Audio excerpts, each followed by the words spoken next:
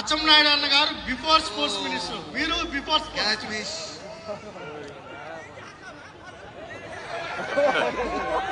Run out అయిపోయారు.